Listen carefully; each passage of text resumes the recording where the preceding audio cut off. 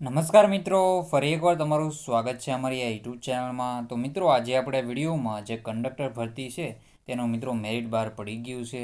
તો તેના માટે આપણે જે ગુજરાતનું સામાન્ય જ્ઞાન છે તેમાં જે કુલ 20 ગુણનું પૂછાવાનું છે તેના માટે આપણે અગત્યના પ્રશ્નો લઈને આવી ચૂક્યા છીએ. તેમાં આપણે 500 પ્રશ્નોની સિરીઝ જોવાના છીએ. અને પહેલાં આપણે ક્વેશ્ચનો કરાવ્યા હતા, ફરીથી આપણે રિવિઝન થઈ જાય તે માટે ફરીથી આપણે ક્વેશ્ચનો શરૂ કર્યા છે, સિરીઝ શરૂ કરી છે.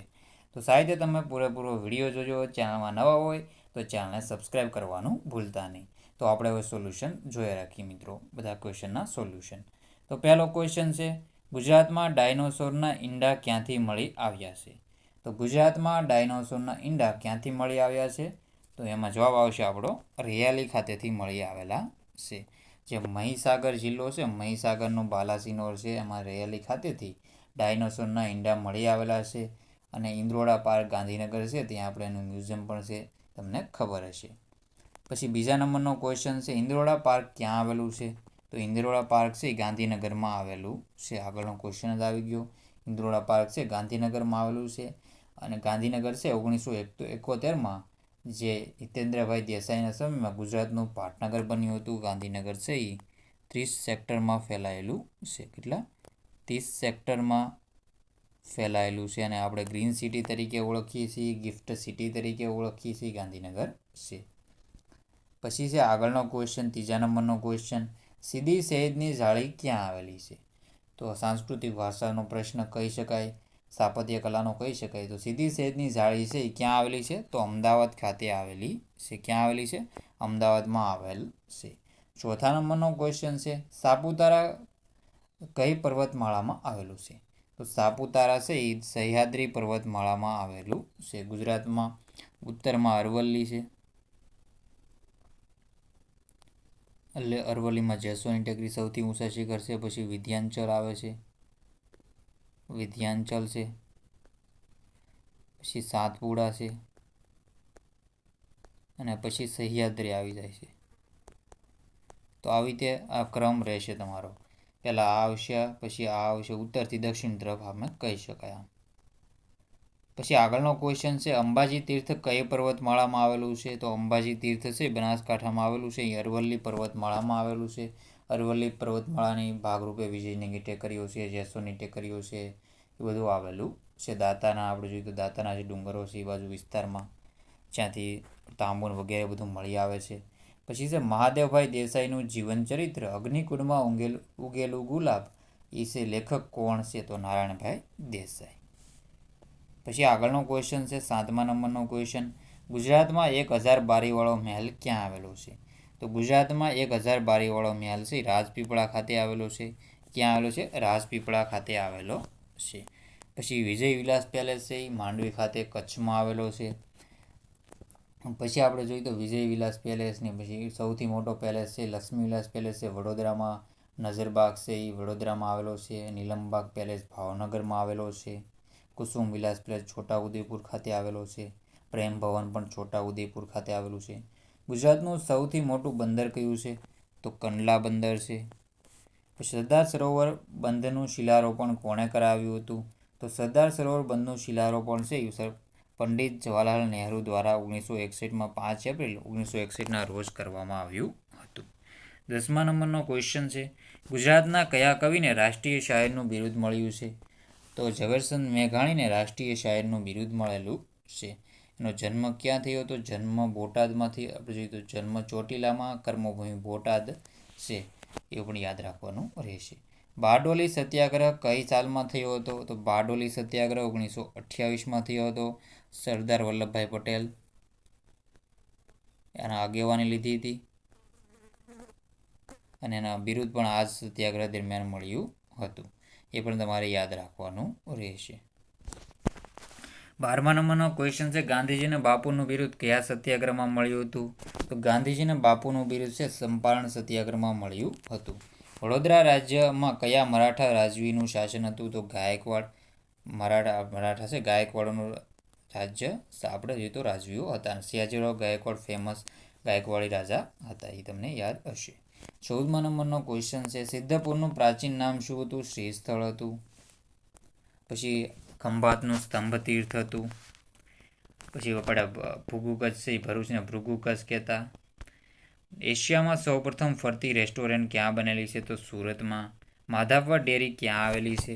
તો માધાપર ડેરી છે એ ભુજ ખાતે આવેલી છે. ક્યાં? ભુજ ખાતે આવેલી છે. સરહદ ડેરી છે એ કચ્છમાં આવેલી છે. પછી ભાવનગરમાં દૂધ સરિતા છે. પછી દૂધ સરિતા. સર્વોત્તમ ડેરી છે એ ભાવનગરમાં. ગોપાલ ડેરી છે એ રાજકોટમાં આવેલી છે. અમર ડેરી અમરેલીમાં આવેલી છે. સુદામા ડેરી છે પોરબંદરમાં આવેલી છે. દૂધધારા ડેરી ક્યાં આવેલી છે? તો ભરૂચ ખાતે. પછી દૂધ સાગર ડેરી છે તો આપણે મહેસાણામાં. બનાસ ડેરી બનાસકાંઠામાં પાલનપુરમાં. અને સાબરકાંઠામાં હિંમતનગરમાં સાબર ડેરી. ગુજરાતનો પ્રમાણ અમૂલ ડેરી આણંદમાં છે. ગુજરાતનો પ્રમાણિત ઇતિહાસ કોના સમયથી શરૂ થાય છે? તેમાં આપણો જવાબ રહેશે ચંદ્રગુપ્ત મૌર્યના સમયથી થાય છે. મૈત્રક વંશની સ્થાપના કોણે કરી હતી? તો મૈત્રક વંશની સ્થાપના છે ભટ્ટાક દ્વારા કરવામાં આવી હતી. મૈત્રક વંશનો કુળ ધર્મ કયો છે? તો શૈવ ધર્મ છે. આપણે આ ગુજરાતનો ઇતિહાસમાં બધા ક્વેશ્ચન જોઈ ગયા છીએ મિત્રો. એ જોઈ તમારે વિડીયો જોવાના બાકી હોય તો એ જોઈ લેજો. તો જો આ બધા ક્વેશ્ચન આપણે એમાં લઈ લીધા છે. આમાં પણ આપણે ફરીથી લીધેલા છે. મૈત્રક શાસકોની રાજધાની કઈ છે? તો વલભી હતી. તમને ફરીથી રિવિઝન થઈ જાય એટલા માટે આમાં પણ આપણે કવર કર્યા છે. પહેલાં સેનાપતિ ભટ્ટારક હતો આપણે જોઈતો. પછી આવશે એનો પુત્ર ધરસેન છે એ વલભી વિદ્યાપીઠની સ્થાપના કરી હતી. યાદ રાખવાનું છે. ધ્રુવસેનના સમયમાં બીજી જૈન ધર્મની સભા યોજાઈ હતી. પછી છે ચીની મુસાફરી હ્યુએન એ ગુજરાતની મુલાકાત વખતે કયો રાજા રાજ્ય કરતો હતો? ધ્રુવસેન બીજો હતો. મૈત્રક શાસનનો અંત કોના દ્વારા થયો હતો? તો આરબ હુમલાઓ દ્વારા થયો હતો. રાષ્ટ્રકૂટોની રાજધાની કયા સ્થળે હતી? તો ખેટક નામના સ્થળે હતી. પછી છે અહીં જો આપણે ગુજરાતના ઇતિહાસમાં કયો કાળ છે સુવર્ણકાળ? તો સોલંકી યુગ. પાટણમાં ચાવડા વંશના શાસનનો અંત મૂળરાજ સોલંકી મહંમદ શામસિંહની હત્યા કરી નાખી હતી. અને પછી 942માં મૂળરાજ સોલંકી દ્વારા તેની સ્થાપના કરવામાં આવી હતી. મૂળરાજ સોલંકીએ આપણે જોઈએ તો જે ગ્રહરીપુને હરાવ્યો હતો. પછી ધ્રોણી વરાહને હરાવ્યો હતો, આંબુના રાજાને. પછી કચ્છના લાખા ફુલાણીને હરાવ્યો હતો. એ બધા તમારે યાદ રાખવાનું રહેશે. મૂળરાજ સોલંકી વિશેનું સોલંકી યુગ છે સુવર્ણ યુગ કહેવામાં આવે છે. અને ગુજરાતના નામ મળ્યું છે એ સોલંકી યુગ દરમિયાન મળ્યું હતું. પછી છે 3 મુખવાળા શિવનું પ્રસિદ્ધ શિલ્પ કઈ ગુફામાં આવેલું છે? તો 3 મુખવાળા શિવનું પ્રસિદ્ધ શિલ્પ છે એલિફન્ટાની ગુફામાંથી મળી આવેલું છે. એલિફન્ટાની ગુફા કયા રાજ્યમાં આવેલી છે? તો એલિફન્ટાની ગુફા છે મહારાષ્ટ્ર રાજ્યમાં આવેલી છે. ક્યાં આવેલું છે? મહારાષ્ટ્ર રાજ્યમાં આવેલી છે. મીનાક્ષી મંદિર ક્યાં આવેલું છે? તો મીનાક્ષી મંદિર છે મદુરાઈ ખાતે આવેલું છે. ક્યાં આવેલું છે? મદુરાઈ ખાતે. ગુજરાતનું સામાન્ય જ્ઞાન સાથે આપણે ભારતના સામાન્ય જ્ઞાનના થોડા પ્રશ્નો કરતા રહી. કે આ ડ્રાઈવર ભરતી હતી એમાં એવું થયું કે આપણે જોઈએ તો બહારના ક્વેશ્ચનો વધારે પૂછાણા હતા એટલા માટે. પછી છે આગળના ક્વેશ્ચન. દ્વારકાધીશના મંદિરને અન્ય કયા નામે ઓળખવામાં આવે છે? તો દ્વારકાધીશના મંદિરને જગત મંદિર તરીકે ઓળખવામાં આવે છે. 60 સ્તંભ ઉપર આપણે જોઈએ તો બનાવવામાં આવેલું છે આ મંદિર. દિવસમાં આપણે કેટલી વાર ધજા બદલવામાં આવશે તમારે જવાબ દેવાનો રહેશે. દ્વારકાધીશનું મંદિર આપણે જોઈએ જગત મંદિર તરીકે ઓળખાય છે. મોઢેરાના સૂર્ય મંદિર પાસેથી કઈ રેખા પસાર થાય છે? તો કર્કવૃત્ત પસાર થાય છે. ગુજરાતમાં એવા 6 જિલ્લા છે એમાં આપણે અસાગમ પાક આ સૂત્ર યાદ રાખવું. જેમાં આ કચ્છ રહેશે, આ સી પાટણ રહેશે, આ સી મહેસાણા રહેશે જ્યાં મોઢેરા આવેલું છે ત્યાં, આ છે ગાંધીનગર, આ છે આપણે સીધું સાબરકાંઠા અને આ છે અરવલ્લી. તો આવી રીતે તમારે યાદ આન્સર રાખો. કચ્છ પહેલાં, પાટણ, મહેસાણા, ગાંધીનગર, સાબરકાંઠા અને અરવલ્લી. તો આવી તેનો જવાબ રહેશે કર્કવૃત્ત આપણે 6 જિલ્લામાંથી પસાર થાય છે અને ભારતના 8 રાજ્યોમાંથી પસાર થાય છે. કચ્છમાં જે ધીણોધર ડુંગર છે એની પરથી કર્કવૃત્ત પસાર થાય છે. યાદ રાખજો. રુદ્ર મહાલયનું બાંધકામ પૂર્ણ કરાવનાર શાસકનું નામ સિદ્ધરાજ જયસિંહ હતા. કોણ હતા? સિદ્ધરાજ જયસિંહ. પાલતાણા કઈ ડુંગરમાળામાં આવેલું છે? તો પાલતાણા છે શેત્રુંજય ડુંગરમાળામાં આવેલું છે.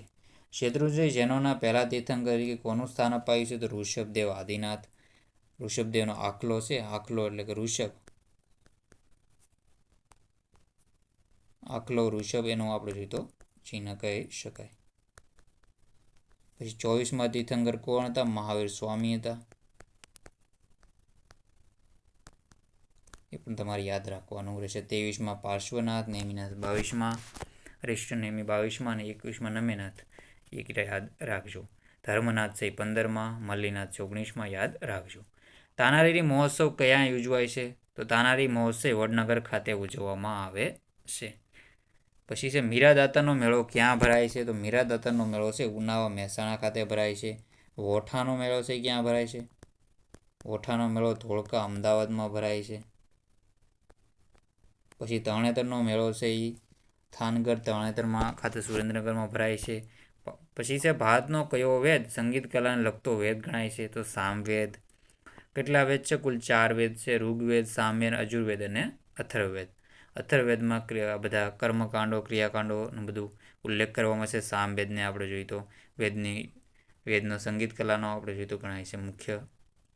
સંગીતની ગંગોત્રી તરીકે પણ સામવેદને ઓળખવામાં આવે છે.